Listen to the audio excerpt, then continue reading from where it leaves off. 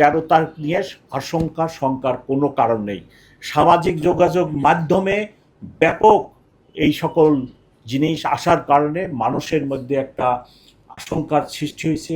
একটি দুটি cocktail motor বাইকে হেলমেট ও মাস্ক পরে তারা ভোরবেলা বা দিনের ব্যস্ত সময়ে টার্গেটকৃত স্থানে ককটেল বিস্ফোরণ করে দ্রুত ঘটনাস্থল ত্যাগ করে।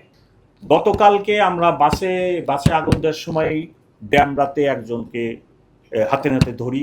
গ্রেপ্তারকৃতদের কাছে পাওয়া তথ্য এবং তাদের প্রাক পরিচয় যাচাইয়ে দেখা যায় তাদের অধিকাংশই রাজধানী ঢাকার বাইরে থেকে আসা। গতকালকে ড্যামরাতে বাসে আগুন দেওয়া অবস্থায় যে ব্যক্তিকে ধরা হয়েছে তার বয়স 32 এবং সে সুনির্দিষ্ট একটি জেলার লোক এবং তার ব্যাগে বিভিন্ন ধরনের ভোট মানি না, সরকার মানি না, এই ধরনের লিফলেট এবং সবকিছু পাওয়া গেছে।